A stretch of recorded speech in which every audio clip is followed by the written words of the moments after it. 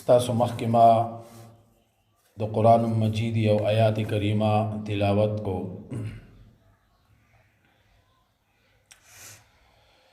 اللہ تبارک و تعالی فرمائی من عمل صالحا من ذکر او انثى، سوک چه عمل صالح کی کناری ندی او کزنانا، وهو مؤمن او دی مؤمن وی، نو فلنحینه حیاتا طیبا، دی تب منگا پاکیزہ و مزیدارا خوشگوارا زندگی اغور نصیب کو. دلتا کی اللہ پاک دے آیات کے د نارینا او د زنانا د دواړو ذکر کړی دی، او دې ځای کې اسلام د نارینه لحاظ ساتلی دی او د زنانا لحاظ ساتلی دی. ځکه د اسلام نه مخکې د زنانا حقوق ټول پیمال شوي وو. زنانا حقوق خپل ټول بیللی وو. مثال په طور تاسو ته به زه ووایم چې د فرانس خلکو به زنانه کې نیم روح حسابولو، مطلب وی دا نیم انسان دی، ځکه د دې نه خطایانې او غلطیانې کېږي. د چینا د خلکو د زنانه متعلق دا خیالو چې دا زنانه په دې کې دننه یو شیطان ناستی، د دې نه ځکه دا غلط کارونه هغه کېږي. او د عیسایانو خیال داو چې د الله او د انسان په مابین کې رکاوټ دا زنانه ده، نو هغوی به د دې وجې نه رهبانیت اختیارو، غرونو ته به تلل، یوازوالی به اختیارو، او د ښځو نه به هغوی ځان لرې کاوه. او د هندوانو د زنانو متعلق دا خیالو چې د کومې زنانا خاون به وفات شو، د کومې زنانا خاون به مړ شو، نو په معاشره کې به هغه زنانا سپیره ګڼلې کېدله او سپیره به حسابولې کېدله، تر دې پورې چې کله به د هغې خاون هندوانو سیزو، نو هغې زنانه به د هغې خاون سره هغې اور ته دانګل او ځان به یې سیزو. او چې کومه زنانه به ژوندی پاتې شوله، په معاشره کې به د هغې هېڅ حیثیت نه و، هغې ته به چا اډو کاتل نه وي، دې به خاون ځان نه دی قرباني کړی وي، دا هېڅ هم نه ده. بعضې قومونه پکې داسې وي چې کله به د ښځې خاون مړ شو او د خاون مال به تقسیمېدو، نو دا زنانه به پکې مشر زوی ته به میراث کې میلاوېدله. مطلب د دې سړي ښځه او د دې هلک مور به ده ته به میراث کې میلاوېدله، او بیا به د هغه ښځه وه. د اسلام نه مخکې چې دی هغه سو د خلقو دا عاداتو د زنانو متعلق، زنانه به کور کې چې دی هغه ګیره کړله، د بیماری په حالات کې به د هغې د لاس نه خوراک هغه نه کو، او دا به یو ځای کې بنده کړې وه چې د هغې ټیم به پوره شو، بیا به د هغې نه چې دی هغه راویستله. اسلام چې کله راغی، نبی علیه السلام د اسلام تعلیمات راوړلو، نو کو زنانه ده که دا د انسان لور ده نو دا عزت دی، که خور ده نو دا ناموس دی، او که ښځه ده نو دا د زندګۍ ملګرې ده، که مور ده نو د دې د خپو د لاندې الله جنت یې ښودلی دی. اسلام زنانه لره دورې حق ورکو، که خور ده نو څه شی دی؟ ناموس دی، که لور ده نو عزت دی، که بیبي ده د ژوند ملګرې ده، که مور ده نو د خپو د لاندې څه شی دی؟ هغه جنت دی. یو صحابیه راغله، نبی علیه السلام نے یو عجیبه سوال وکړو، وی د الله رسوله صلی الله علیه وسلم مونږ ګورو زمونږ نارینا جهاد لذي د الله په لار کې چې دی د کافرانو سره جهاد کی، د شپې د ملک د سرحداتو حفاظت کی، د وطن حفاظت کی، او دلته کې وینو نارینه جماعتونو ته ځي، منځونه کی، او هغې ته د جمع اجر او ثواب ملاویږي. د الله رسوله زمونږ د پاره څه شته دی که نه؟ مونږ ته به څه ملاویږي او که نه؟ نبی کریم صلی الله علیه وسلم وفرمیل چې دې زنانه ډېر عجیبه او ډېر ښکلی سوال چې دی هغه وکړو.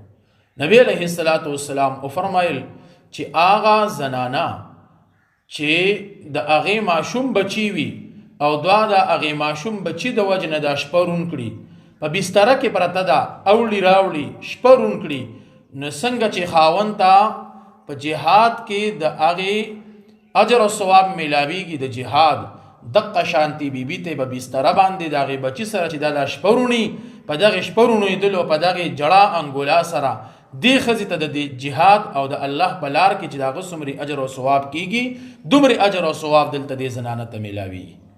په پریکاتو کې په بستره د پاسه دومره اجر او ثواب وګاټو. او بیا نبی علیه السلام فرمایي چې هغه نارینه چې هغې جومات ته مانځله ځي، جومات کې جمع کی، او زنانه په کور کې چې دی هغه منځو کی، نو نارینه ته چې دی د زنانه ته د نارینه د جمع د اجر او ثواب عمري اجر او ثواب دی زنانه ته څه شو هغه میلاو شو. نو الله تبارک وتعالی او اسلام زنانه له ډېر زیات څه ورکړي دي، حقوق ورکړي دي. او سوي چا چې عمل صالح وکړو او دی مؤمن وي، که نارینه دی او که زنانه دی، فلنحینه حیاتا طیبه، دی ته به مونږ پاکیزه او مزیدار زندگی چې دی هغه ورکړو. نو یو پکې دې ته اشاره هم ده چې څنګه په نارینهو کې لوی مقام والا نارینه رغېدلی شي، دقه شانتي په زنانهو کې هم لوی مرتبه او لوی مقام والا زنانه پیدا کېدلی شي. لکه په نارینهو کې عالمان شته، زنانهو کې به هم عالمان پیدا کېږي. نارینهو کې مفتیان شته، زنانهو کې به هم مفتیان پیدا کېږي. نارینهو کې ولیان شته، زنانهو کې به هم ولیان چې دی هغه رغېږي. نارینهو کې چې دی د الله نه یره شته، زنانهو کې به هم دقه شان دی د الله نه چې دی هغه څه وي هغه یره وي.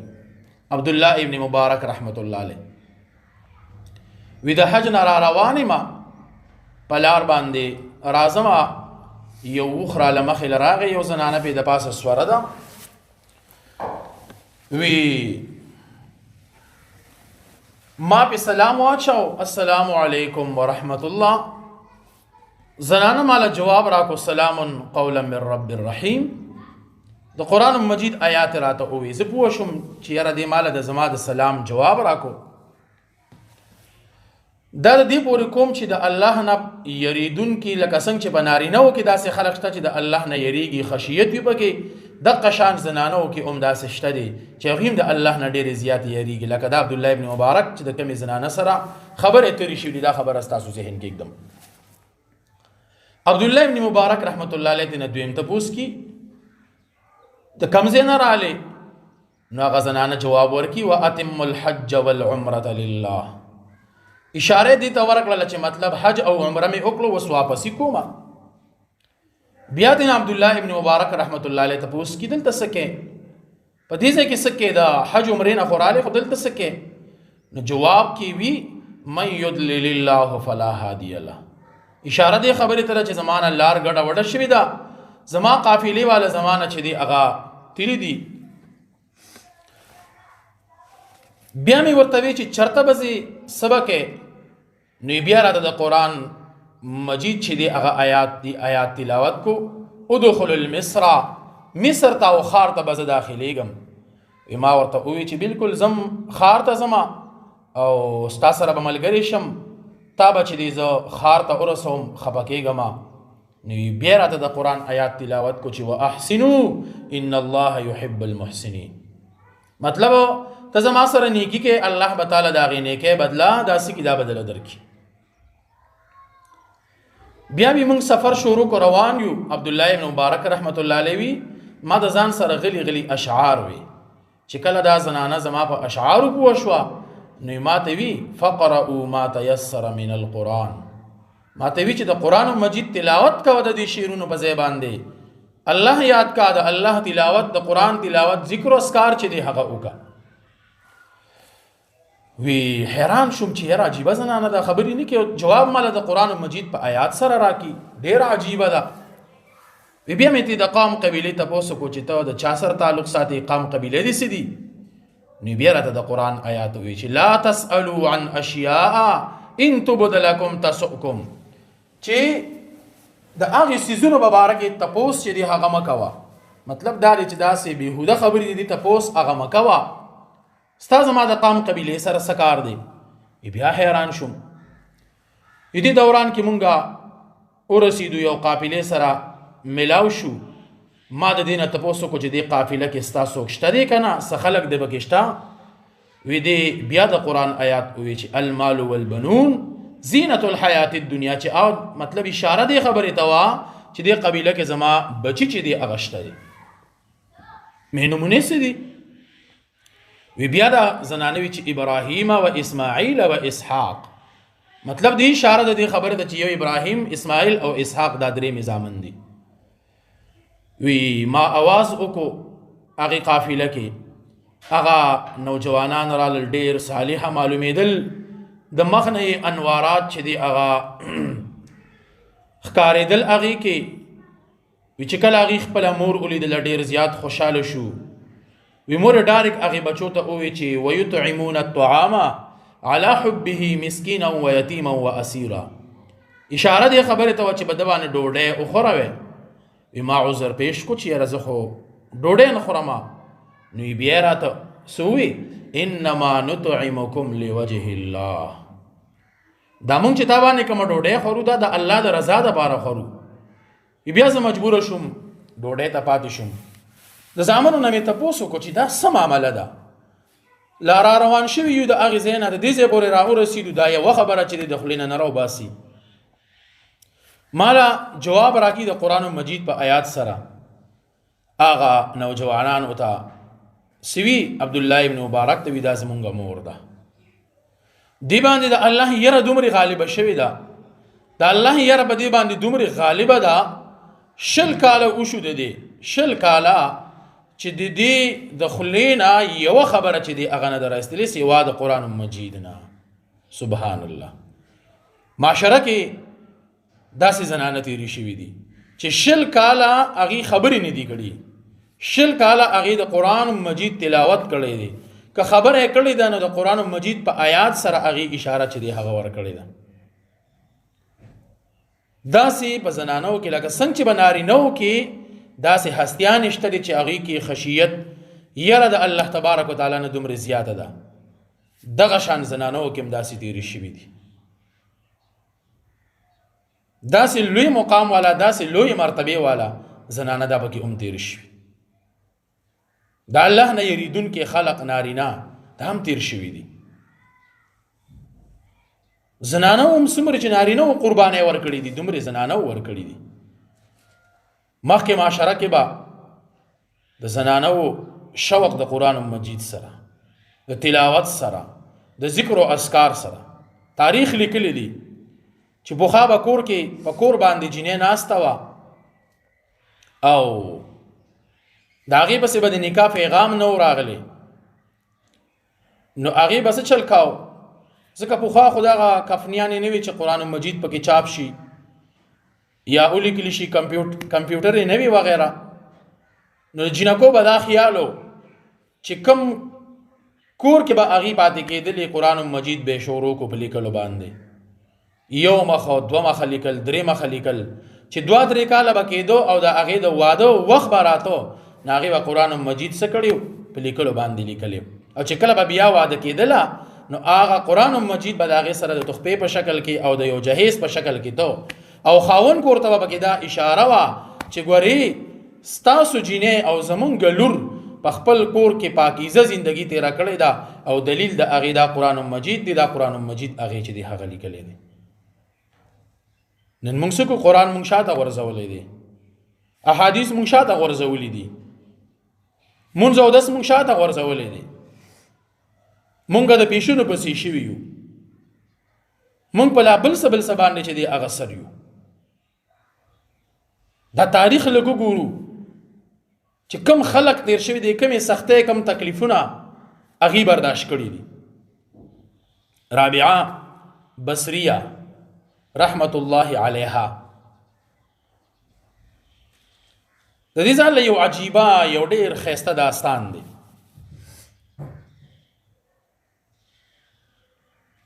دا د 4 کالو په عمر کې وه چې د دې مور پلار د دې نه وفات شو.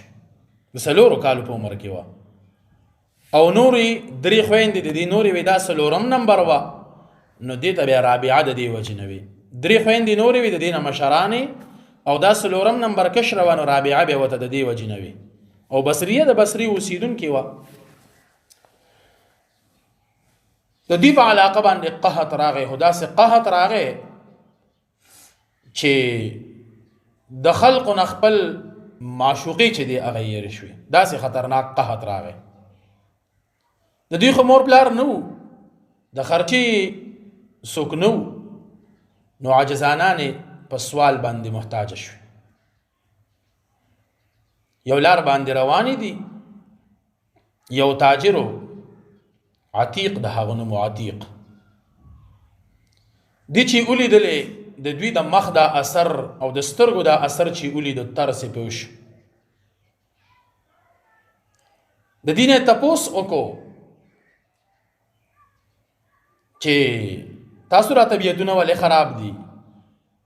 جنکۍ ورته وایي بس د لوږې د لاسه خراب یو. دغه ټیم کې د دې عمر تقریبا 6 کالو ته دا رسېدلې ده. د دنه د رابعې بصریې نه دغه کس تپوس کې دا عتیق ماشومې ته ولې غلی ولاړی، ته سوال نه کې؟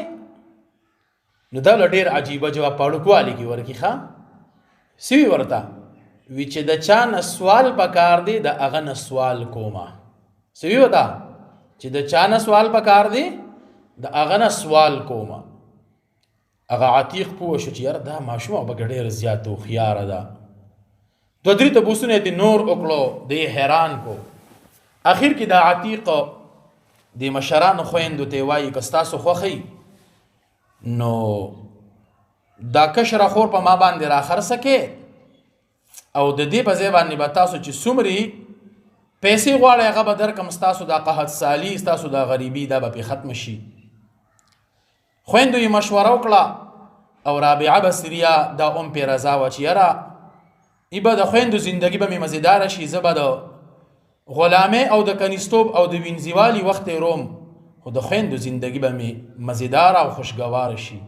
دې غاړه کېښودله او هغې عتیق بوجې د دنانیرو دغې 3 واړو خویندو له چې دې هغه ورکړلې. نو ګوره چې کم الله ته نږدې خلک یې باغوی باندې به د ړوکوالي نه امتحانات راځي. نبی علیه السلام لا پیدا نه دی، الله ته نه چې دی پلار واغستو. چې کله پیدا شو 4-5 کالو عمر کې دی الله ته نه مور واغستله.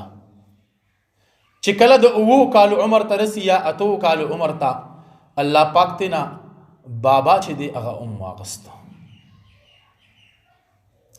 تمام د سر هغه کم سوري چې هغه ته هر څه واغستلی شو. هغه مشر هغه آقا چې هغه بر تمام امت سردار وي په کرایه باندې به هغه بیزې سره ولې، کرایه باندې به هغه ګډي سره ولې. هغه د 2 جهانو سردار چې کله د نبوت اعلان وکړو په مکه مکرمه کې د هغه ځای نشته دی. شعب ابي طالب کې نبی علیه السلام 3 کاله چې دی هغه تیر کړل په لږو توندو باندې. د کابل زیل هغې خوړلې دي، وچې سرمنې هغې میده کړي دي، هغې خوړلې دي، د خوراک به دومرې څه نه. او د دې نه وروسته دې پلو ګوره د طایف والا خو پکې هېڅ هم پرې نه ښودل. په نبی علیه السلام باندې د کاڼو ګزارونه، په نبی علیه السلام پسې چغې وهل، په نبی علیه السلام پسې سیټۍ وهل، په کاڼو باندې ویشتل، توکاڼې پې توکل، خاورې پې د پاسه چانګل، په مخ باندې سپېړې ورکول. دا دومره سختې په نبی علیه السلام راغلې چې کم خلک الله ته ډېر نږدې په هغې باندې به سختې هم زیاتې راځي. دا دومره تکلیفونه چې نبی علیه السلام برداشت کړو، جبریل امین راغی وی الله تبارک وتعالی دې ځان ته رابلي. نبی علیه السلام د زړه د خوشحالولو دپاره الله پاک نبی علیه السلام په شپې د معراج باندې بوتللو. نو خبره مې دې پورې کوله چې رابعه بصریه هغې باندې هم د امتحاناتو سلسله د ړوکوالي نه شروع شوې وه. د 4 کالو په عمر کې د مور پلار نه لاس ووینځل، د مور پلار مینه او محبت یې ونه لیدل، د مور غېږ یې ونه لیدله، د پلار لاس ته شفقت چې دی هغه ونه لیدو. د خپلو خویندو مشرانو سره یې لبې ونه کړلې، د هغوی سره یې ډول سینګار د ځان ونه کو. دغه قرباني چې دی هغه ورکړله. او د 8 کالو نه هغې د غلامۍ زندګي چې دی هغه شروع کړله. د خپل آقا خدمت ته به په هغې رکوټوالي کې ولاړه وه. په هغې رکوټوالي کې هغې د دریاب نه اوبه راوړي دي. په هغې سخته ګرمۍ کې هغې سختې تکلیفونه برداشت کړي دي. رابعې بصریې چې کله د 12 کال عمر کې شوله نو عبادت سره یې شوق پیدا شو. ټوله ورځ به د خپل آقا خدمت وکړو او چې بیا به کله شپه شوه د آقا نه به یې تپوس وکړو وستانه زه فارغ یم؟ هغه به وي او زما نه فارغه یې. لاړله به په خپله کمره کې به په مسله باندې الله ته ودرېدله او جړاګانې به یې کولې. الله ته به یې چې دی هغه جړل. یو وارې د آقا په نیمه شپه کې راپاڅېدو. رابعه بصریه نشته دی، کوټګۍ کې ډیوه چې دی هغه بلیږي. آقا غلی غلی راغې تماشا یې وکړله. رابعه بصریه سر په سجده باندې پرته ده، سر یې په ځمکه باندې ایښی دی او الله ته چې دی هغه جړا کي یا الله ټوله ورځ زه د خپل مالک نه چې دی هغه نیمه وزګاره ستا عبادت کې کوتاهي راځي، ستا عبادت کې کمی راځي. یا الله زما دا ټوټه پوټه عبادت، زما دا ستړی، زما دا جړا په خپل دربار کې چې دی هغه قبول او منظور کړي. یا الله ما معاف کړي، یا الله زما بخشش وکړي. روایتو کې راځي چې هر ټیم به د هغې د سجدې ځای لون و، هر ټیم به د هغې مسله د اوښکو نه لمده پرته وه. داسې الله ته نږدې چې کله یې آقا پوه شو غلی لاړ، تر سهاره پورې هغه شپه روڼ کړله د یارې نه. چې څنګه سهار شو دی را وغوښتله او یې رابعې بصریې ته ما د الله د رضا دپاره ازاده کړې. دا ورته څه وي مالکه په کوم څیز چې تا زه اغستې ما خو تا هغه حق لا نه دی ادا کړی. وی بس ما معاف کا، ما که ستا سره څه زیاتې ظلم کړي ما ازاده کړې. رابعه بصریه ورته وي ما هم ته معاف کړې او انشاءالله زما مالک حقیقي هغه به هم تا چې دی هغه معاف کړي. د هغې نه وروستو د هغه ازاده کړله او دا را ووتله. د الله په عشق کې به دا داسې مستغرقه پراته وه چې یو وارې یې په یو لاس کې اوبه اخیستې دي او په بل لاس کې ورسره اور دی. اور په لاره روانه ده، چا دې تپوس وکړو وی دا څه کې؟ وی زما جنت ته اور ورته کومه او د جهنم اور چې دی هغه به د اوبو باندې مړ کومه. دا څه خبرې کې؟ دا څه وی؟ وی ځکه چې جهنم دا ور ملکم چې خلق د جهنم د یری عبادت نکی او جنت ته ور ورتکم چې خلق د جنت په تمه باندې عبادت نکی بلکې عبادت کی د الله د رضا د پاره. داسې مقام ته رسیدلی وخه، داسې مقام ته چې زم جنت ته ور ورتکم او په جهنم د پاسو باړو ما. ځکه خلق چې عبادت کی ناغه یا د جهنم د یری کی یا د جنت په طلب کی او زمه چې عبادت دوی صرف د الله د رضا د پاره چې دی هغه وکي چې الله دې شو نو جنت ارسستا شو. داسې یرا، داسې فرهیزګاری و هغې کې، داسې تقوا و په هغې کې. ټوله شپه به هغې الله ته چې دی جړل، ټوله شپه به هغې عبادت چې دی هغه کاو. نور هم ډېر واقعات د هغې چې دی هغه مشهور دي. چې کله وفات شوه فرشتې ورله راللې تپوس ترې نه کي من ربک؟ نو وی دا ورته څه وي؟ وی دا ورته وایي چې تاسو د کوم ځای نه راغلې؟ هغوی مونږ د اسمان نه رالو. نو وی ستاسو نه خپل رب هیر شو؟ وی نه. نو چې تاسو دومره د لرې نه راغلې خپل رب د نه دی هیر شوي. زه خو په دې ځمکه کې یو فوټ کته رالم نو زما نه به خپل رب څنګه چې دی هغه هیر شي. داسې پرهیزګار، داسې تقوادار. نور هم ډېر د هغې تاریخ چې دی هغه څه شی دی هغه واقعات لیکلي دي ډېر زیات. یو وارې روجې به یې نیولې، په اوبو باندې به یې صرف هغې روجه نیوله او په اوبو باندې به یې ماتوله. یو وارې چا څه خوراک راوړو دې کېښودو دا دننه لاړله ډیوه راوړي چې راله هغه لوښي پیشو اړولې او په ځمکه به یې پیشو لګیا وه. دا ورته داسې په اطمینان باندې ودرېدله. وی شاید کیدی شي چې دا خوراک الله تعالی را لېږلي، ښه په اطمینان سره یې وخوره. پیشو ته داسې ووی وی کیدی شي دا الله تعالی را لېږلي، ښه په اطمینان او په قلاره په سکون باندې څه که وخوره. داسې مقام ته رسېدلی و هغه. زما د دې خبرو مقصد هغه دا دی، زما طالباتو خویندو، چې د دغې اولیاء کرامو او څومرې زنانو کې داسې متقي او فرزګاره تېر شوي چې د هغې قدم باندې مونږ روان شو، د هغوی تاریخ وګورو چې هغې خلکو څومرې قربانۍ کړي دي، څومرې سختۍ هغې برداشت کړي دي.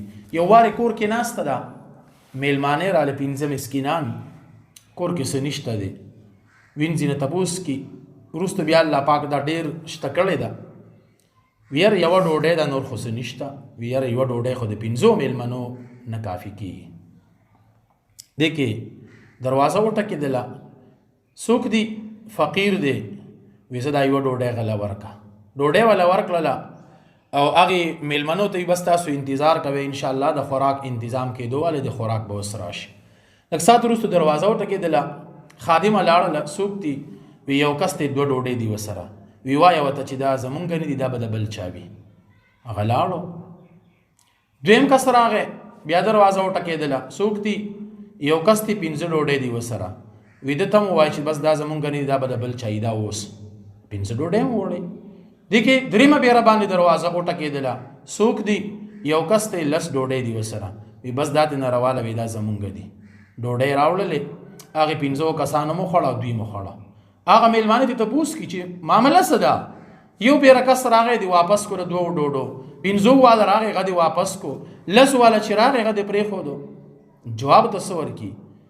وی الله تبارک وتعالی وی چې چا د الله د رضا دپاره یو څیز ورکو، 1 روپۍ ورکړه، یو څیز یې ورکړو، نو په دنیا کې به د هغې بدله په 10 چنده باندې وي، او په آخرت کې به د هغې بدله په 80 چنده باندې وي.